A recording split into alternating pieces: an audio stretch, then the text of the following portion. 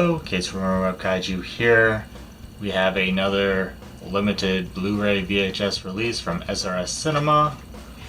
The artwork is by Matt Frank. I know some people don't like his art style, the more cartoony take on it, but I think it looks cool, and it also looks quite cool on the disc. The other limited releases I got from them, they included a fold-out poster, like this one, but I didn't get any this time, but maybe I just didn't order it in time for that free goodie. They did include a nice little card for Howl Beyond the Fog. But yeah,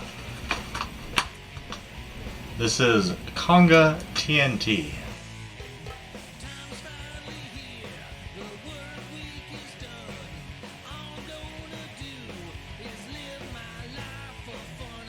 Still no scene selection menu, but there is a commentary and a music video this time included with the trailers for the extras menu.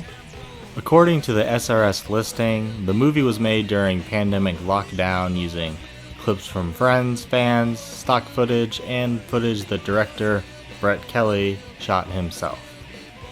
The story sees an ape being experimented on but released by the scientist when his lab is broken into by gunmen. The ape, Konga, then grows to gigantic proportions.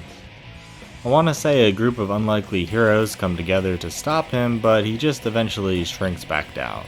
And the characters don't even really come together, to be honest. A lot of the movie, which is probably stock footage, has been dubbed over very well. You can't see any lips flapping, but the scene cuts are done so those conversations are still believable. Even the vehicle stock footage usually works. This waterfall is beautiful. The plane swatting is actually pretty awesome.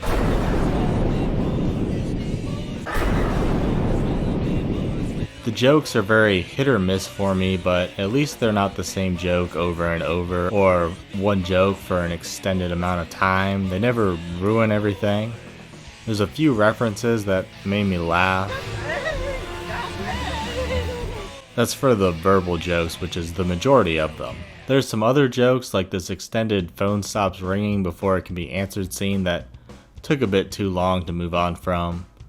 Remember how I applauded the scene cuts during some conversations that really help things flow? This isn't always the case, and sadly the static scenes like this make the normally serviceable acting seem more stiff. I do want to give props to the kids. They're just being kids and giving their lines, but not overacting like many of the adults. Also, I did laugh at their dumb joke. Under that plant? Under where? You said underwear. Some of the green screen effects look silly. Some textures look blurry. Could they not find a clearer barn interior? Digital effects as a whole are a problem, but none are deal breaking.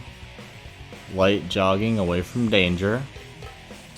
My main gripe is Konga itself. As a normal sized animal, it's cute, but definitely just a hand puppet bought at a store. His puppeteer's arm can even be seen briefly. It's not horrible, but it should have been so easy just to digitally zoom in a bit when editing to make it out of frame. The larger size Konga is just a mediocre costume you'd find at Walmart.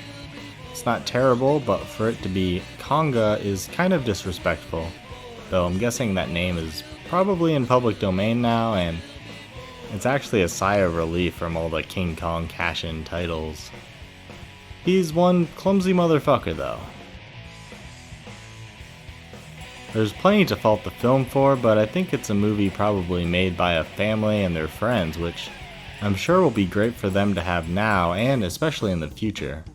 Creating it during the pandemic when so little was being produced is also a plus, and as always I want to support independent movies and definitely the distributors picking them up.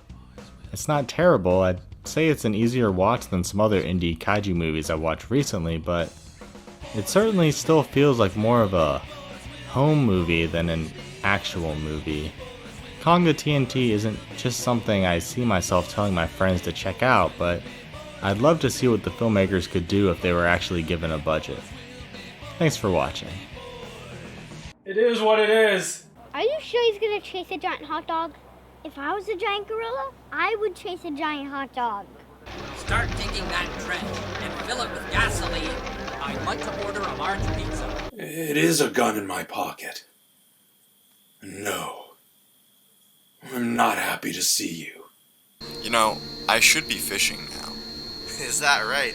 Some people were saying that they like this room, which is really just my closet, but it's got all sorts of cool posters. Most of them are just posters, like magazines, and ones that I got for free. Some of them are from loot crates, and some are autographs. This one, and then this whole row are autographs, and then over here we have the Gill Man, because I love the Gill Man.